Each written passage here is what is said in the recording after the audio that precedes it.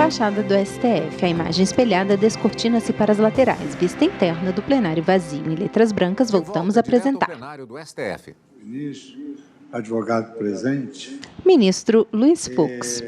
Primeiramente, eu gostaria de No canto inferior direito, a intérprete de Libras.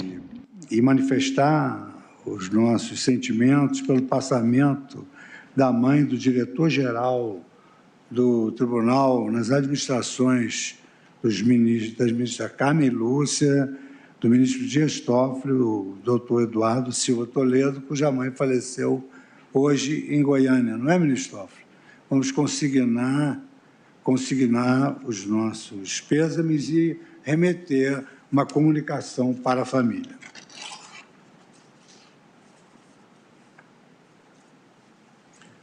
Vamos retomar agora com o meu voto vista na ação direta de constitucionalidade 5766. Eu vou fazer uma resenha do que ocorrera, porque ela se refere à reforma trabalhista. Então, Ministro Luiz Fux. É a seguinte: após o voto do ministro Roberto Barroso, relator, julgando parcialmente procedente a ação direta de constitucionalidade para assentar a interpretação conforme a Constituição, consubstanciada nas teses que eu depois vou ler, não leio agora, porque depois é porque eu vou adotar. Nas seguintes teses: o direito à gratuidade pode ser regulado de forma a desincentivar a litigância abusiva, inclusive por meio de cobrança de custas e de honorários a seus beneficiários. 2. A cobrança de honorários sucumbenciais dos hipossuficientes poderá incidir: 1. Sobre verbas não alimentares, a exemplo de indenizações por danos morais em sua integralidade. 2. Sobre percentual de até 30% do valor que exceder ao teto do regime geral da Previdência Social, mesmo quando pertinente a verbas remuneratórias. Em pauta, a ação contra dispositivo da reforma trabalhista que alterou trechos da consolidação das leis do trabalho, CLT, relacionados à gratuidade da justiça. Pessoal, para que tenha a oportunidade de justificar o não comparecimento. Então, essa foi a decisão do relator. Após o voto do relator, o ministro Edson Fachin pronunciou-se no sentido julgou integralmente procedente a ação, oportunidade em que eu pedi vista antecipada e passo, então, ao meu voto antecipado sobre o tema iudicando. Apenas para relembrar, porque voto vista sempre é bom trazer à baila de novo o introito, trata-se de uma ação direta de inconstitucionalidade com pedido de medida cautelar proposta pelo Procurador-Geral da República, impugnando o artigo 1º da Lei 13.467 de 2017, que aprovou a reforma trabalhista nos pontos em que altera ou insere disposições do artigo 790-B, caput e parágrafo 4º, 791-A, parágrafo 4º e 844, parágrafo 2º, Decreto-Lei 5452. No mérito, requereu, se fosse declarada a inconstitucionalidade, 1. Da expressão ainda que beneficiária da justiça gratuita, constante do caput e do parágrafo 4º do artigo 790-B da CLT. 2. Da expressão desde que não tenha obtido em juízo, ainda que em outro processo, créditos capazes de suportar a despesa, inserido no parágrafo 4º também do artigo 791-A. E 3, da expressão ainda que beneficiária da justiça gratuita, do parágrafo 2º do artigo 844 da CLT. O requerente alega que as normas apresentam inconstitucionalidade material por propor restrições inconstitucionais. Me ouvem bem? Estão me ouvindo bem? O sistema por impor restrições inconstitucionais à garantia de gratuidade judiciária aos que comprovarem insuficiência de recursos na Justiça do Trabalho, em violação aos artigos da Constituição. Basicamente, a imposição de sucumbência estaria a impedir que os trabalhadores ingressassem em juízo, exatamente por força do ônus da sucumbência que pesaria sobre eles. Alegou ainda que as regras violavam o princípio da proporcionalidade ante a inexistência de meios menos gravosos a direitos fundamentais igualmente eficazes para obter o resultado econômico pretendido, como, por exemplo, a incorporação dos custos da gratuidade judiciária no valor da taxa judiciária, da proibição de acesso, configurando desvio de finalidade legislativa, dado que não pode o Estado legislar abusivamente para lograr resultados que esvaziem o conteúdo dos direitos fundamentais, como só ser o direito de acesso à justiça. E aí, então, Sua Excelência Procurador-Geral requereu a suspensão cautelar da norma impugnada. Foram cumpridos todos os ritos, o ministro relator determinou a oitiva do Congresso, do Presidente da República, do Advogado-Geral da União. O rito foi regularmente cumprido, o processo veio a julgamento, então nós tivemos o resultado até então anunciado.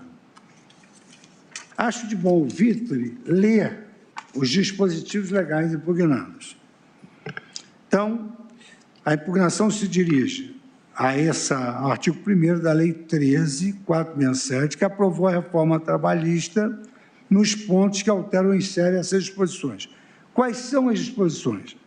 A primeira, artigo 790-B. A responsabilidade pelo pagamento dos honorários periciais é da parte sucumbente na pretensão objeto da perícia, ainda que beneficiária da justiça gratuita. Mas aí vem o parágrafo.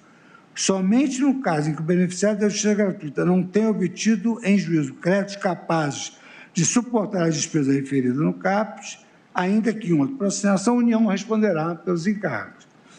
É porque essa reforma trouxe essa compensação. Se obtiver vitória no outro processo, vai compensar esse crédito, o pagamento da perícia aqui. Então, artigo 791-A. Ao advogado, ainda que atue em causa própria, serão devidos honorários de sucumbência, fixados entre o mínimo de 5% e o máximo de 15% sobre o valor que é resultado da liquidação da sentença, do proveito econômico obtido ou não sendo possível mensurá-lo sob o valor atualizado da causa. Aí vem o parágrafo 4º.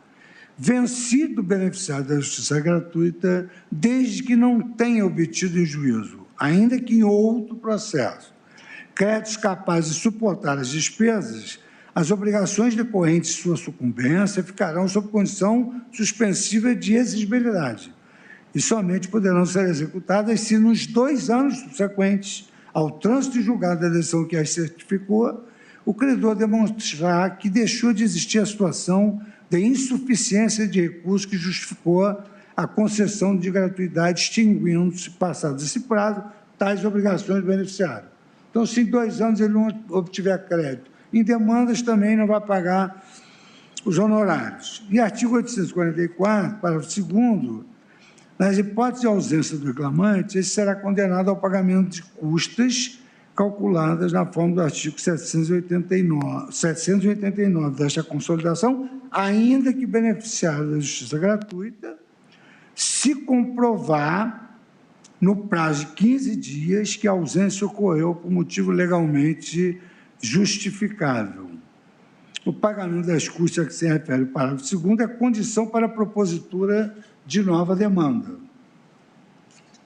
Bom, eu, então, trago o meu voto vista, que eu já adianto que merecerá a inserção da graduação proferida pelo relator no seu voto, mas, de qualquer maneira, eu fundamento o meu voto também, digamos assim, nessa nova perspectiva de desincentivo à litigância frívola, ou aquela litigância de resultado negativo esperado, porque são incluídas verbas que a parte sabe que não vai ganhar, mas, enfim, se aventura pela total ausência de qualquer desincentivo.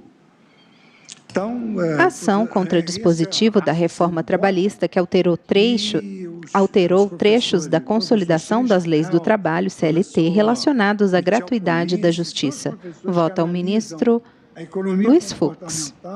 Eles noticiam que nos países em que não há despesas, a litigância civil ela é absurda.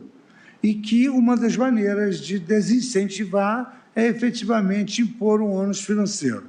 Falam até em efeitos aterrorizantes para poder dissuadir essa iniciativa de litigar. Então, é insúcio requerente contra esses três aspectos acrescidos pela CLT, que eu me enudencio agora. Suportar os honorários periciais decorrentes de sua eventual sucumbência na pretensão objeto da perícia, no caso de ter obtido em juízo, ainda que em outro processo, créditos capazes de suportar os honorários periciais. Então, condiciona. Obteve créditos, então vai suportar os honorários periciais decorrentes da sucumbência.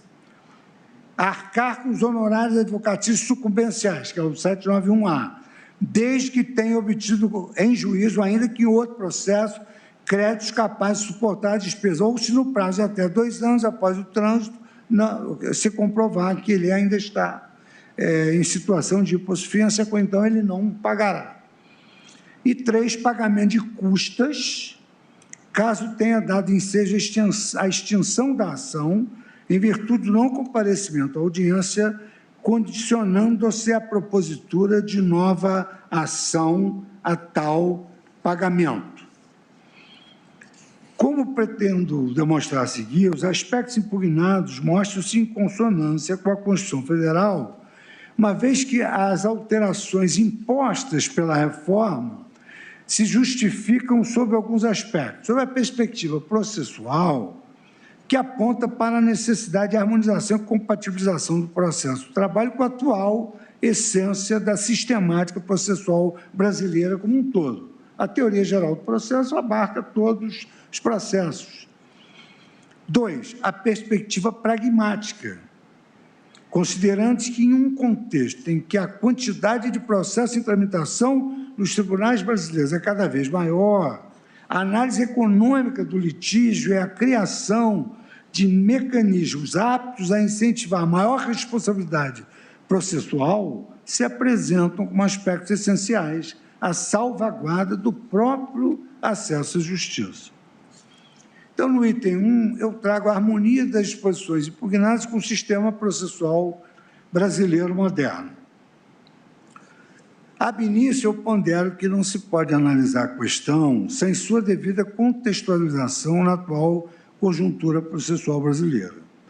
Tendo em vista que as disposições impugnadas se inserem dentro de um sistema jurídico cujas normas, tanto quanto possível, não se excluem, senão se complementam, é oportuno analisar a questão A, sua harmonia com a Constituição da República e com a sistemática vigente do Código de Processo Civil. B, em consideração a lógica guia do ordenamento em que o nosso Constituinte se espelhou ao transportar a norma do devido processo legal. Nesse sentido, aí eu trago uma anotação de Canares de que o sistema cumpre, sobretudo, em particular, 2 tarefas na obtenção do direito. Ele contribui para a plena composição do conteúdo teleológico de uma norma ou de um instituto jurídico que conduz a interpretá-los como parte de um conjunto da ordem jurídica e sobre o pano de fundo das conexões relevantes. E ele serve para garantir a realização adequada valorativa e da unidade interior do direito, porquanto mostra as inconsequências valorativas, proporcionando, por isso, um aperfeiçoamento do direito, tanto pela delimitação de ameaçadoras contradições de valores, como pela determinação de lacunas. E aqui eu extraí esse texto da obra Pensamento Sistemático e Conceito de Sistema da Ciência do Direito, na tradução de Antônio Menezes Cordeiro, da obra de Canares, Fundação Calouste Gulbenkian.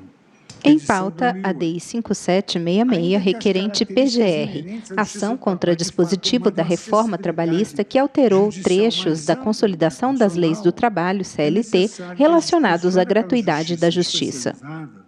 Guarda em harmonia com a sistemática processual mais abrangente.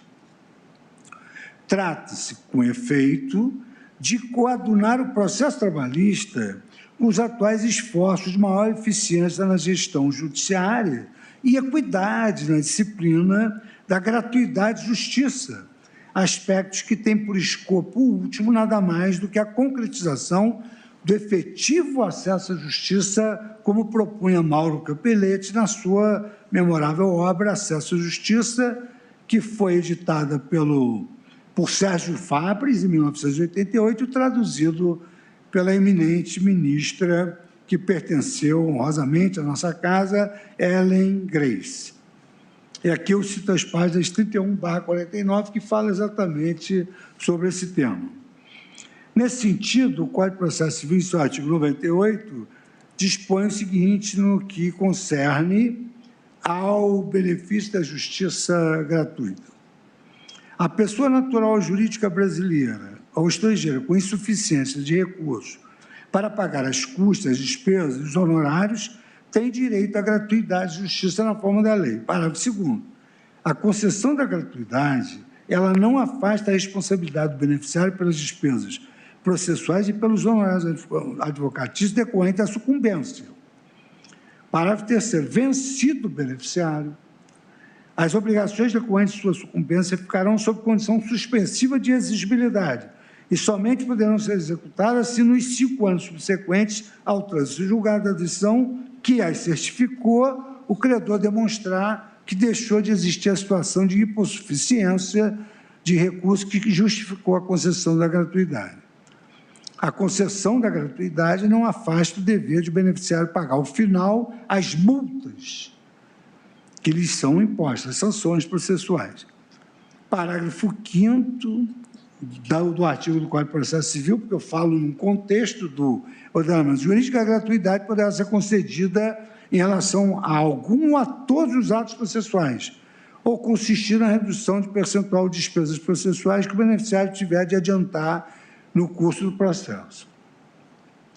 Parágrafo 6º, conforme o caso, o juiz poderá conceder direito ao parcelamento das despesas processuais que o beneficiário tiver de adiantar no curso do procedimento.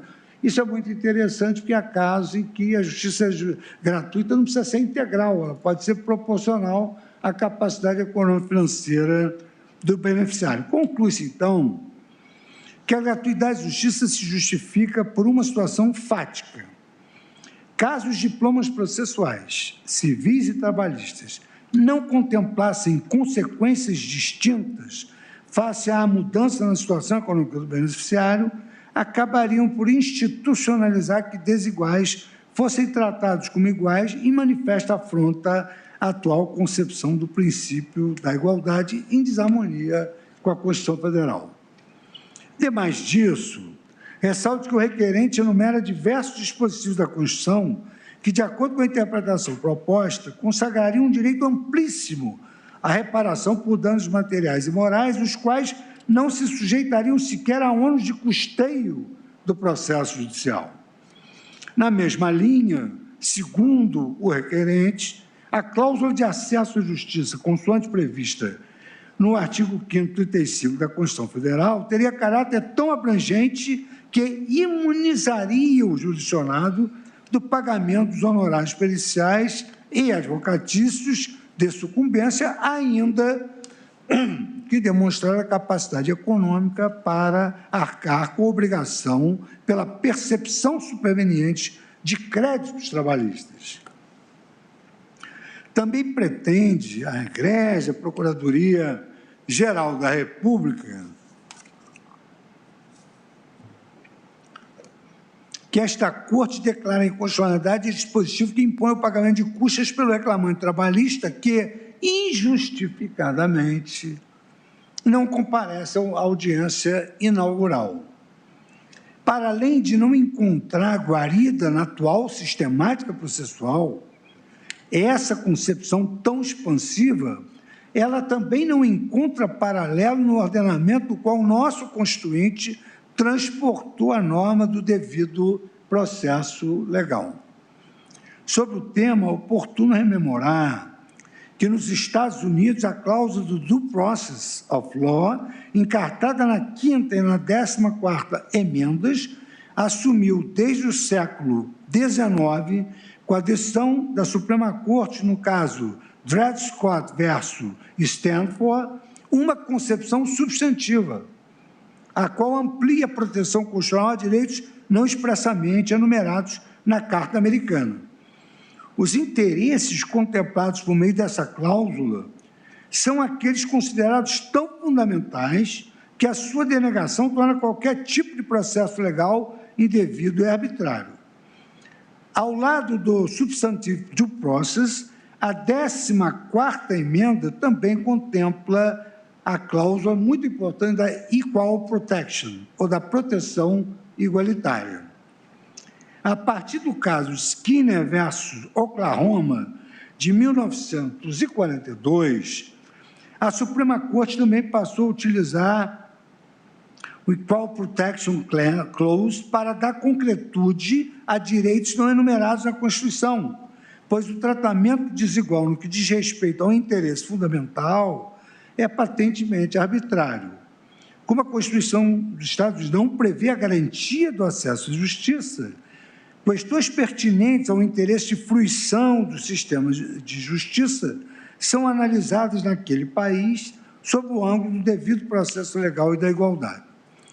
Nesse contexto, cumpre recordar que o requerente da presente ação direta pretende que seja declarada a inconstitucionalidade de normas que se destinam a diferenciar o reclamante trabalhista que passa a dispor de capacidade econômica para arcar com os custos do processo, daqueles que não podem fazê-lo sem prejuízo da própria subsistência, culminando em um cego tratamento estritamente igualitário que ignora as diferenças fáticas relativas à disponibilidade de recursos econômicos de que cada trabalhador dispõe, ou seja, há trabalhadores que não podem pagar e que não têm crédito nenhum a receber, e há trabalhadores que têm crédito a receber que os viabiliza de pagamento dessas despesas. Em contrapartida, a Suprema Corte americana já definiu que os princípios do devido processo legal e da igualdade invalidam precisamente normas de acesso à justiça que sejam uniformes para pessoas com condições financeiras distintas. Cabe como uma luva essa lição da Suprema Corte americana. Assim, no caso Douglas versus Califórnia, 1963, aquela corte apontou que a igualdade contemplada na 14ª emenda exige a consideração das peculiaridades do rico e do pobre no que diz respeito à defesa e juízo. De maneira singular, no caso Ross and Moffitt, de 1974, quando o Chief Justice Rehnquist declarou pelo colegiado que a garantia da proteção igualitária não requer do Estado a equalização das condições econômicas, mas apenas a garantia de um sistema de justiça sem distinções desarrazoadas e que indigentes tenham uma oportunidade adequada de apresentar a sua causa em juízo. Essa orientação básica de que o sistema de justiça compatível com a igualdade devido ao processo legal deve resguardar os interesses dos indigentes, mas sem prejuízo do pagamento de despesas processuais por quem possui capacidade financeira, ainda que superveniente, foi reproduzida pela Suprema Corte em diversos outros julgados. E eu cito exemplificativamente vários julgados aqui, Little, Streeter, sobre pagamento de teste de DNA em ação de paternidade, MLB, em SLG, sobre pagamento de recursos em ações de perda do poder familiar, e, mais recentemente, Turner versus Rogers, sobre assistência jurídica gratuita em ações de pensão alimentícia. Pode parecer uma persistência na citação da Suprema Corte americana, mas a verdade é que, na obra Quem é o Povo, de Friedrich Miller, o professor Fábio Conde Comparato, ele destaca que a Suprema Corte americana foi a que mais, digamos assim, propiciou a evolução do direito. Ação contra dispositivo da reforma trabalhista que alterou trechos da consolidação das leis do trabalho, CLT, relacionados à gratuidade da justiça. Vota o ministro-presidente Luiz Fux. Seja uma criação judicial que tem se aplicado em várias soluções de casos sujeitos à Corte Constitucional.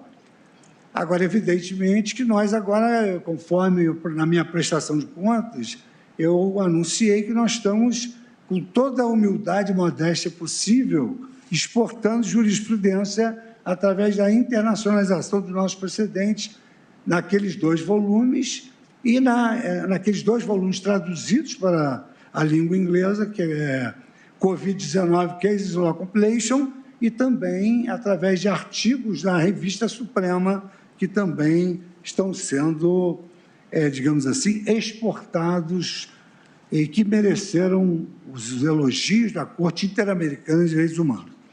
Então, trata-se precisamente da matéria que ora se discute, reforçando mais uma vez que a gratuidade da justiça não constitui fim em si mesma, mas volta-se à melhor concretização do acesso à justiça. Exatamente por não se consubstanciar em isenção absoluta do pagamento de despesa, justificando-se somente para corrigir a situação de carência econômica que se põe como óbice ao acesso à justiça. Se não mais existente tal óbice, desaparece também a ratio essentiae do benefício. Então, a razão do benefício é a falta das condições econômicas. E a ratio essentiae da reforma trabalhista é a aquisição de capacidade econômica para arcar com essas despesas. Segunda análise que eu faço é a análise econômica do litígio e o acesso responsável à justiça. Um olhar pragmático necessário à própria efetivação do acesso à justiça. Então, digo eu, para a adequada análise da constitucionalidade das normas impugnadas, é oportuno ainda perquirir as razões que motivaram a edição do ato legislativo em questão.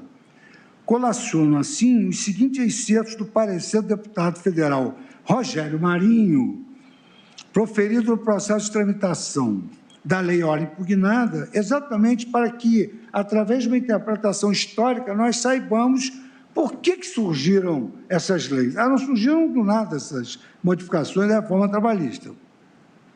E tratando da questão dos honorários periciais, diz o deputado federal Rogério Marinho no seu parecer. No entanto, o perito que realizou a perícia não fica sem seus honorários, o que implica dizer que alguém o custeará. O fato é que hoje a União custeia, a título de honorários periciais, valores entre 10 a 20 milhões de reais por ano, por cada um dos 24 tribunais regionais de trabalho, somente em relação a demandas julgadas improcedentes, ou seja, demandas de que se pleiteou que não era devido. Na medida em que a parte tenha conhecimento de que terá que arcar com os custos da perícia, é de se esperar que a utilização sem critérios desse instituto diminua sensivelmente. E aqui eu trago um pouco da minha experiência como juiz de carreira, que em muitas ocasiões as partes pleiteiam prova pericial no afã de delongar a ordinariedade do processo comum.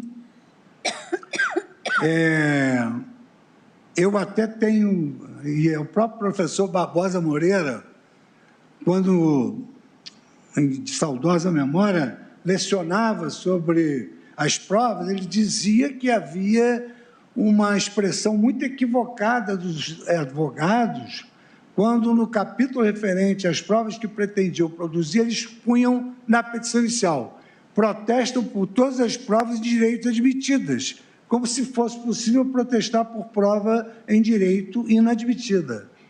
Mas, na verdade, às vezes são solicitadas provas no afã de delongar a relação processual. Então, o deputado Marinho ainda acrescenta: cabe ressaltar que o objetivo dessa alteração é o de restringir os pedidos de perícia sem fundamentação, uma vez que, quando o pedido formulário é acolhido, é a parte sucumbente que arca com as despesas. normalmente o empregador. Assim, a modificação sugerida não desampara o trabalhador, cuja reclamação esteja fundamentada.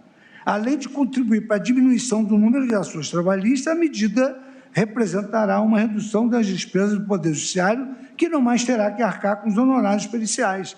Então, o valor é realmente expressivo, que a União arca com esses honorários periciais. No que se refere aos honorários sucumbenciais, ainda destaca esse parecer. E eu estou trazendo a colação, digamos assim, o histórico da lei, porque eu entendo que a interpretação histórica, ela confere a ratio essendi dos dispositivos, e à luz dessa razão de ser, é que nós conseguimos avaliar essa invocação de falta de razoabilidade, de proporcionalidade a que se refere o Procurador-Geral da República. Em pauta, a DI 5766, requerente PGR, ação contra dispositivo da reforma trabalhista que alterou trechos da consolidação das leis do trabalho, CLT, relacionados à gratuidade da justiça.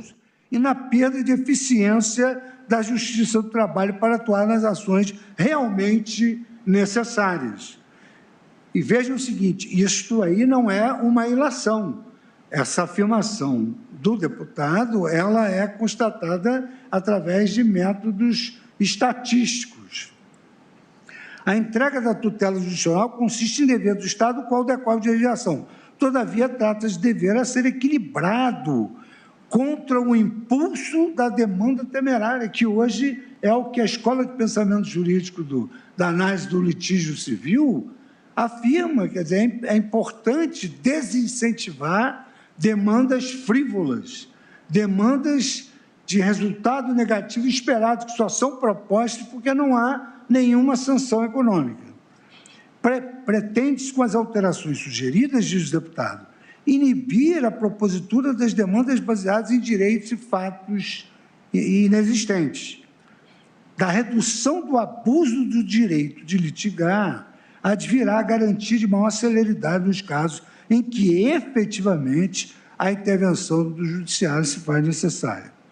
Por fim, quanto à disposição relativa às consequências da ausência injustificada da audiência inaugural, terceiro aspecto contra o qual se insurge a Procuradoria-Geral da República, o parecer elaborado pelo parlamentar também esclarece o escopo dessa alteração, ao destacar que o tratamento dado ao tema pela CLT, ou seja, o tratamento dado pela CLT com a reforma trabalhista, a ausência injustificada à audiência inaugural, eu nunca tive experiência trabalhista, mas conversando na área acadêmica com vários professores do direito do trabalho, eles me explicaram que, como a primeira audiência não é apresentada uma defesa consistente do pedido, as faltas eram, digamos assim, motivadas por isso, mas efetivamente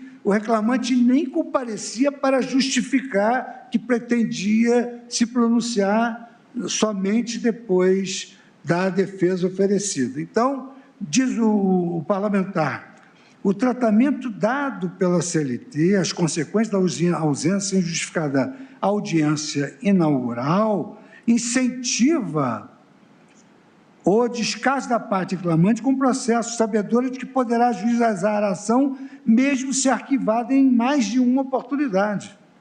Esse descaso, contudo, ele gera um ônus para o Estado, que movimenta a estrutura do judiciário para a realização dos atos próprios do processo, gera custos para outra parte que comparece à audiência na data marcada e caracteriza um claro tratamento não isonômico entre as partes.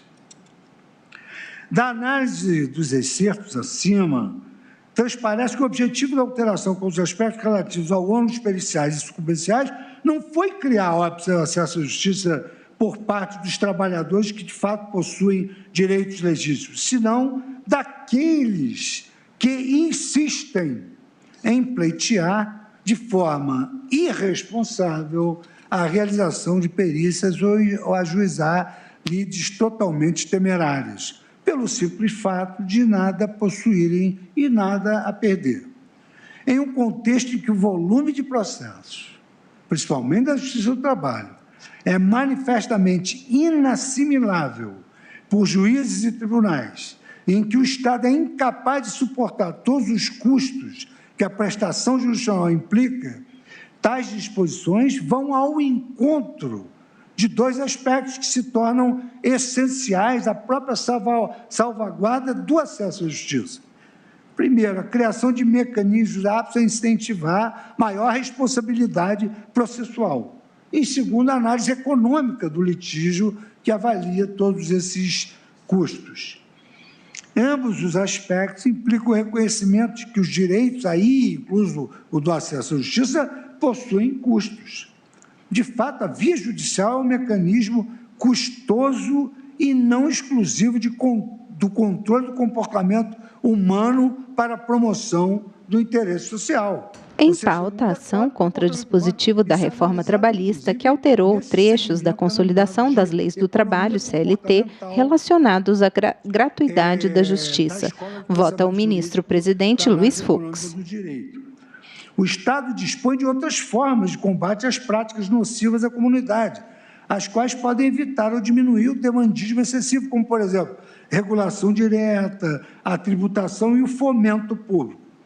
Consoante o professor da Universidade de Harvard, Steven Chavel, a litigância em juízo somente é socialmente desejável caso os seus custos sejam inferiores aos benefícios que a própria comunidade experimenta em termos de modificação da conduta pelos seus componentes. Assim, quando um empregador adota medidas de segurança no ambiente de trabalho para evitar a futura condenação por acidentes que possam surgir, o benefício social consiste no número de fatalidades evitadas pelo comportamento daquele empregador. Por outro lado, prossegue o professor Steven Chavel, os incentivos privados para litigar são fundamentalmente divergentes dos incentivos sociais. Ao decidir se ajuizará ou não uma demanda, o cidadão deve considerar o valor da indenização pleiteada, a probabilidade de vitória e as custas processuais. Aliás, sobre esse aspecto, eu sempre trago à evidência um novel dispositivo que nós fizemos inserir no Código de Processo Civil, que outrora não era admitido, qual seja, o Código anterior afirmava, para propor ou contestar uma ação, é preciso ter interesse e legitimidade. Hoje, o Código permite, no artigo 381, inciso 3º, que a parte possa promover uma produção antecipada de provas para saber se tem chances de êxito ou risco de derrota, para analisar, digamos assim, custo-benefício da litigância civil. E aqui, então, eu cito a obra do professor, a obra de todos os autores mais modernos desses incentivos à litigância civil. O professor Steven Chavel, o professor Louis Kaplov e a professora Catherine Speyer, que, inclusive, tem uma teoria que seria inadmissível no direito brasileiro, porque ela considera o litigante e o advogado um time. Então, ela afirma que quem influencia o cliente é o advogado, e, portanto, como o cliente e advogados representam um time, ou todos ganham ou todos perdem. E lá, então, há essa sucumbência solidária. Em especial, eu reputo importante essa passagem para a conclusão a que eu vou chegar. O benefício privado da ação judicial reside no pagamento que o autor espera do réu, mas o benefício social da ação se deve a uma externalidade, seu efeito no comportamento de potenciais réus em geral, porque, evidente, não tem despesa, isso estimula a uma infinidade de supostos trabalhadores a litigarem em juízo sem qualquer tipo de ônus. Ainda sobre a perspectiva econômica, é de se ressaltar que a decisão individual de ajuizar uma demanda gera uma externalidade negativa. Da mesma forma que um entregador de encomendas, ao usar o seu carro, gera um custo para a coletividade em termos de congestionamento e poluição, também o litigante impacta negativamente a sociedade com as despesas da justiça e o seu congestionamento, ao permitir que pessoas economicamente capazes se beneficiem com a isenção de despesas processuais. O ordenamento jurídico cria um poderoso incentivo para o ajuizamento de demandas frívolas, cujos custos serão transmitidos para toda a coletividade por meio do sistema tributário. Não custa recordar que, recentemente, esta Corte discutiu a constitucionalidade de cortes orçamentários na Justiça do Trabalho, causados no contexto da grave crise fiscal enfrentada pelo país, a ADI 5468, tendo decidido o Tribunal Pleno, em 3 de junho de 2016, a matéria versada na referida ação direta, que expunha o fato de que a prodigalidade da chamada justiça gratuita causa um correspondente passivo, o qual impacta negativamente relevantes valores constitucionais, como a educação, a saúde e a busca do pleno emprego. Ora, se a União diz que com demandas frívolas ela gasta bilhões porque os trabalhadores não têm de arcar com nenhum custo, evidentemente que isso sacrifica outros segmentos, como a educação, a saúde e a busca do pleno emprego. Sem a obrigação de arcar com qualquer despesa da própria reclamação trabalhista, a decisão individual de demandar passa a ser pautada exclusivamente pela perspectiva, ainda que remota, de obter alguma vantagem em juízo. Enquanto o litigante que ajuiza demanda frívolas é beneficiado, o prejuízo recai sobre os demais trabalhadores de duas maneiras. Primeiro, os trabalhadores que possuem demandas legítimas enfrentarão tribunais excessivamente congestionados e, por conseguinte, mais lentos na contramão da garantia do acesso à justiça no prazo razoável, como veio a ser consagrada na emenda 45. Nesse ponto, o Supremo Tribunal Federal, com respeito às opiniões em contrário, ele deve ser chamado a adotar uma postura pragmática e consequencialista, em resposta à responsabilidade que lhe toca de proferir decisões de grande repercussão. Essa é uma decisão de grande repercussão. Essa decisão atinge toda a Justiça do Trabalho, que é abarrotada por milhões de processos. Deveras, o consequencialismo jurídico, que compreende a avaliação de prognose e efeitos sistêmicos das decisões, pode e deve e vem sendo utilizada como uma das ferramentas de decisão do Supremo Tribunal Federal. Quantas vezes aqui nós adotamos uma postura, às vezes minimalista, consequencialista, ponderada diante dessa crise da pandemia. Eu relembro, por exemplo, que nós, muito embora a Constituição estabeleça a presença do sindicato na redução de jornada e na redução de salários, nós entendemos que a presença do sindicato, no momento em que havia consenso entre trabalhadores e empresas, iria levar ao desemprego, iria automaticamente influir na economia, com a perda de emprego, a perda das empresas e a perda do consumo e a fortiori da economia. Então, digo eu, nas palavras... Em pauta, a DI 5766, requerente PGR. Um dos maiores doutrinadores sobre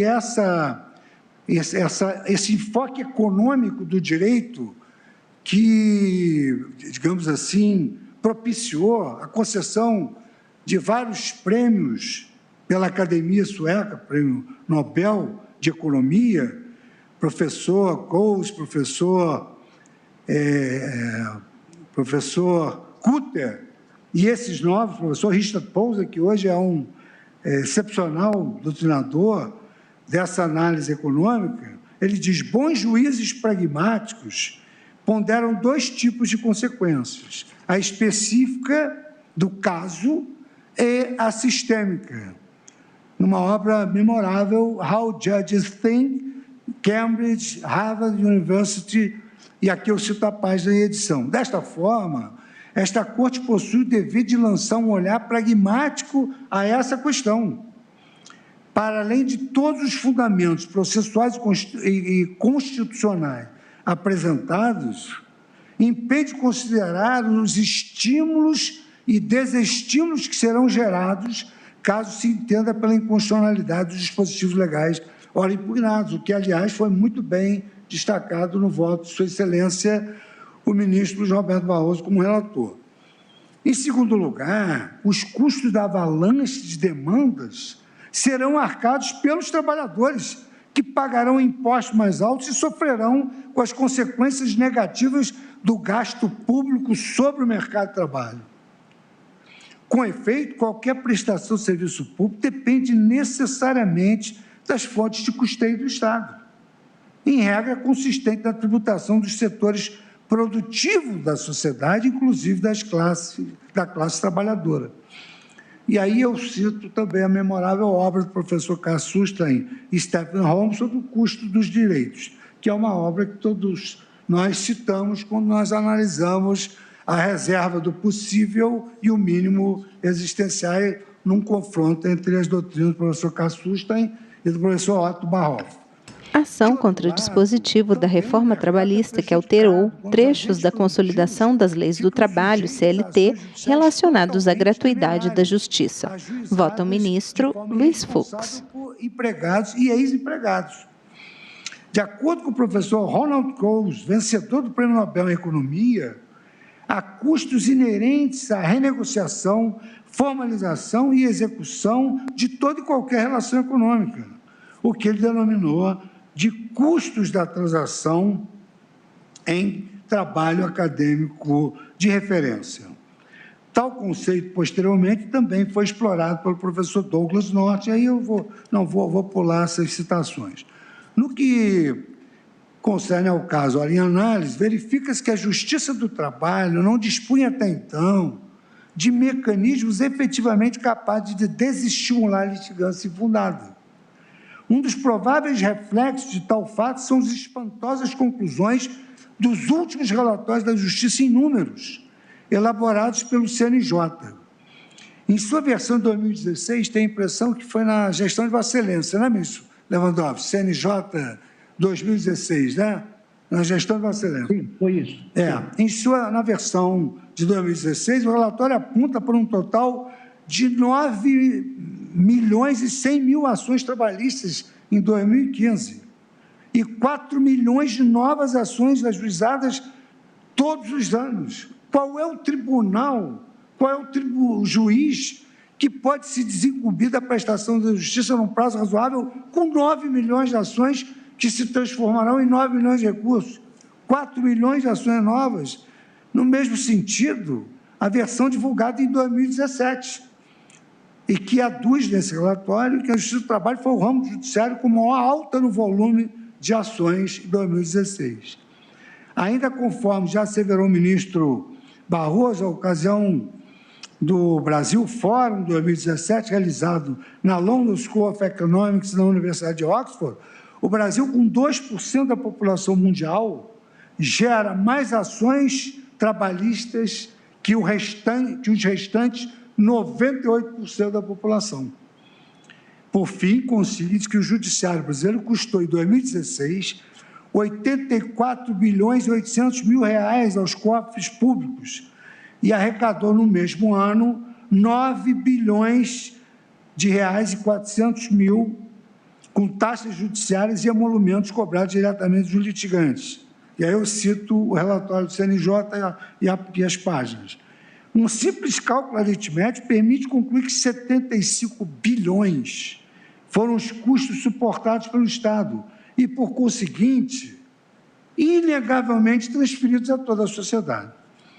Nessa espantosa conjuntura, as disposições impugnadas representam não um óbice ao acesso à justiça, como quer fazer crer com a devida vênia ao requerente, senão um incentivo à realização desta garantia, na medida em que, revestidas de proporcionalidade, pelas ressalvas com que vêm acompanhadas essas novas regras jurídicas, criarão um ambiente propício à redução das demandas e, por conseguinte, à desobstrução e a maior celeridade da prestação da justiça. De fato, após a entrada em vigor da reforma trabalhista, também uma estatística de que se vale a análise econômica da litigância civil, verificou sensível diminuição no ingresso de feitos na Justiça do Trabalho em geral. No Brasil, a redução foi de 48,3%, 48, quase 50%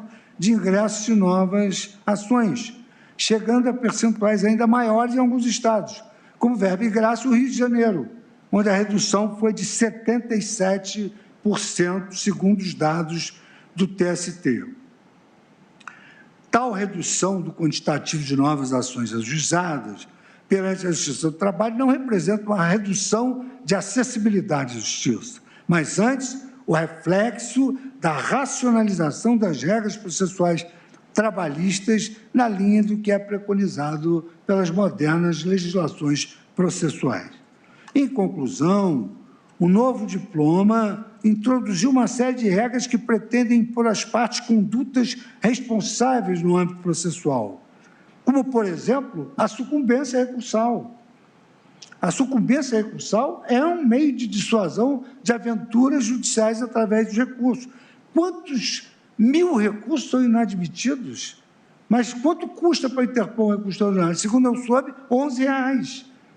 Imaginem como é que o advogado vai explicar para o seu cliente que, depois de uma sucumbência, ele ainda tem um recurso especial. Só o nome seduz. Se ele disser que tem um extraordinário, aí é que o cliente não vai querer que ele desista de opor esse recurso. Então, a sucumbência recursal veio exatamente como esse meio de dissuasão. As multas por utilização de recursos protelatórios, o aumento da multa por litigância de má-fé e outros meios dissuasórios. Então, eu considero, da forma como está previsto no Código, na CLT, que esses artigos devem merecer uma interpretação conforme, tal como fez o eminente ministro Luiz Roberto Barroso, a quem eu estou acompanhando. E aí, então, eu vou abandonar, digamos assim, outras digressões, porque... Ação contra o dispositivo da reforma trabalhista que alterou trechos da consolidação das leis do trabalho, CLT, relacionados à gratuidade da justiça. Fachin, e apenas eu gostaria de reler os dispositivos para que nós compreendamos bem que estes dispositivos não vedam acesso à justiça. Eles geram uma externalidade positiva de desincentivo às demandas frívolas. Então, me permitam só ler novamente o dispositivo. Artigo 790-B. A responsabilidade pelo pagamento dos honorários periciais é da parte sucumbente na pretensão objeto da perícia, ainda que beneficiária da justiça gratuita. Parágrafo 4º. Somente no caso em que o beneficiário da justiça gratuita não tenha obtido em juízo créditos capazes de suportar a despesa da perícia, ainda que em outro processo, a União responderá pelo encargo. Então, vejam que não é uma interpretação literal, o beneficiário da justiça gratuita tem que pagar pela perícia. Não é isso. Ele vai pagar pela perícia se ele obtiver crédito em outra ação trabalhista. 791-A. Ao advogado, ainda que atue em causa própria, serão devidos honorários de sucumbência, fixados no mínimo entre 5 e no máximo 15, sobre o valor que resultar da liquidação da sentença, do proveito econômico obtido, não sendo possível mensurá-lo sobre o valor atualizado da causa. Parágrafo 4º. Vencido o beneficiário da justiça gratuita, desde que não tenha obtido em juízo, ainda que em outro processo, créditos capazes de suportar despesas, as obrigações decorrentes de sua sucumbência ainda ficarão sob condição suspensiva de exigibilidade e somente poderão ser executados se nos 2 anos subsequentes ao trânsito julgado da decisão que as certificou, o credor demonstrar que deixou de existir a situação de insuficiência dos recursos. Então, só vai pagar isso se obtiver crédito em outro processo ou se o credor da sucumbência comprovar em 2 anos que ele perdeu aquela situação de hipossuficiência, não está mais considerado, como diz a lei da justiça gratuita, juridicamente, a expressão é essa, juridicamente miserável. E o artigo 844, parágrafo 2º, na hipótese de ausência do reclamante, este será condenado ao pagamento das custas calculadas na forma do artigo 789 da CLT, ainda que beneficiário da justiça gratuita, salvo se comprovar no prazo de 15 dias que a ausência ocorreu por motivo legalmente justificável. O pagamento das custas a que se refere o parágrafo 2º, aí é condição para a propositura de nova demanda, porque isso acontece em qualquer processo. O autor abandona a demanda, depois vai propor de novo, já tendo, digamos, imobilizado todo o aparato judicial. Então, concordando com a conclusão do eminente relator, a utilização desses créditos que fazem com que o beneficiário da justiça gratuita tenha de pagar essas despesas, tem de observar os seguintes critérios. Primeiro, não exceder 30% do valor líquido recebido, por aplicação analógica das normas que dispõem sobre o desconto de verbas alimentares. 2, não incidir sobre valores inferiores ao do teto do regime geral da Previdência Social, atualmente em 5.645. Quer dizer, se o trabalhador só recebeu 5.645, ele ainda é considerado beneficiário da justiça gratuita. Se o valor não exceder a 30% do valor líquido recebido por aplicação analógica das normas que dispõem sobre o desconto em verbas alimentares, ele também poderá pagar. Também é constitucional, segundo a minha leitura, acompanhando o eminente relator, a cobrança de custas judiciais dos beneficiários da justiça gratuita que derem ensejo ao arquivamento do feito em razão do não comparecimento injustificado à audiência.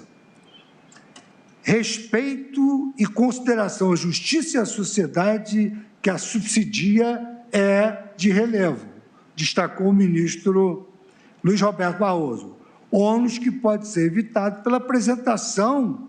A lei permite que seja apresentada a justificativa da ausência. Para não pagar, basta justificar por que se ausentou da audiência. Por fim, é igualmente constitucional o condicionamento da propositura de inovação ao pagamento das custas judiciais decorrentes do arquivamento, medida adequada a promover o objetivo de acesso responsável à justiça. Então, o meu dispositivo coincide, acompanhando o relator, e eu só vou reprisar, ministro Roberto Barroso, em razão do decurso do tempo. Então, eu vou me permitir aqui referendar e repetir essa conclusão de Vossa Excelência. Então, a conclusão é julgar parcialmente procedente para dar uma interpretação conforme a Constituição aos dispositivos impugnados para assentar os seguintes critérios. 1. O direito à gratuidade de justiça pode ser regulado de forma a desincentivar a litigância abusiva, inclusive por meio de cobrança de custos de honorários de seus beneficiários. 2. A cobrança de honorários sucumbenciais poderá incidir, 1. Sobre verbas não alimentares, a exemplo de indenizações por danos morais em sua integralidade.